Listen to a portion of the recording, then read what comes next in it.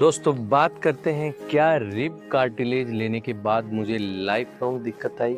दोस्तों बहुत बार rhinoplasty surgery या नोज सर्जरी कराने के हम बहुत इच्छुक होते हैं क्योंकि जो हमारी विकृति है उससे हम मानसिक और शारीरिक रूप से प्रताड़ित हैं, लेकिन साथ में कई बार हमारे दिमाग में कुछ ऐसे मिथ होते हैं जिसके कारण हम ये डिसाइड नहीं कर पाते कि क्या मुझे राइनोप्लास्टी सर्जरी कराना चाहिए या मेरे लिए वो सेफ है कि नहीं। बहुत बार सब मेरे पास पेशेंट आते हैं।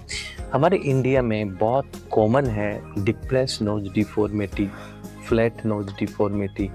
दोस्तों जब वो सर्जन के पास जाते हैं तो सर्जन उनको कहता है ठीक है आपकी सर्जरी हो जाएगी बट आपको रिब कार्टिलेज लेना पड़ेगा। एंड देन हम बहुत मायूस होते हैं कि इसका कोई अल्टरनेट नहीं है, क्या रिब कार्टिलेज निकाल लेंगे तो मैं आर्मी में नहीं जा पाऊंगा, मैं एयरफोर्स में नहीं जा पाऊंगा, मैं कल को वजन भार नहीं उठाऊंगा।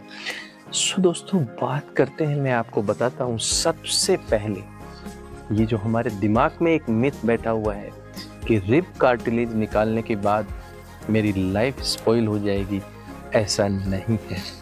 दोस्तों जब हमारा नोज फ्लैट होता है, जब हमारा ये जो रेडिक्स है ये फ्लैट होता है तो उसके ऑगमेंटेशन के लिए हमें मटेरियल चाहिए होता है। जैसे आप एक बिल्डिंग बनाते हो तो आपको एक मटेरियल की ज़रूरत होती है।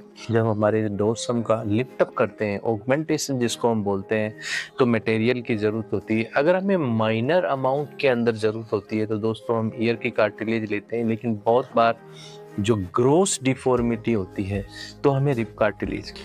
अब दोस्तों जो रिब कार्टिलेज जैसे हम आपको बताते हैं कि ये जो रिब का पोर्शन हम लेते हैं तो यूजुअली मैं जो रिब का पोर्शन लेता हूँ उसमें दोस्तों पार्शियल रिब ली जाती है, यानी ये जो हमारी रिब का है 1/4 ऑप्शन 1/4 जो है उसका डायमीटर एरिया छोड़ दिया जाता है।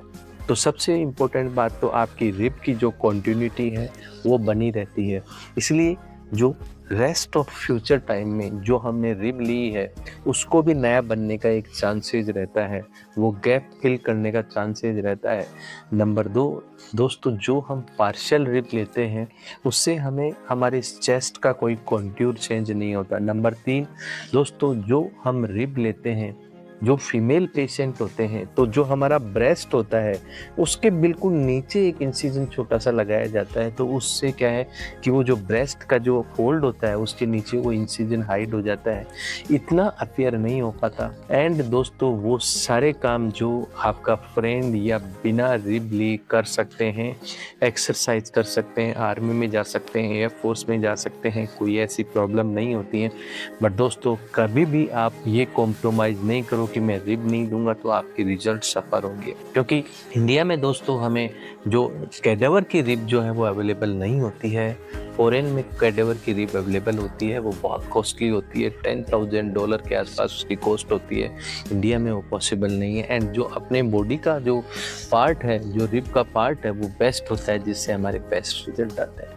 सो दोस्तों देखा आपने, आपके दिमाग में इतने सारे मिथ जो बैठे हुए थे, बट फैक्ट क्या है regarding the rib cartilage graft augmentations, आप आज ही दिमाग से निकाल दीजिए। And definitely you can share this information to your family, friends and colleagues just to create awareness regarding the rib graft. Thank you.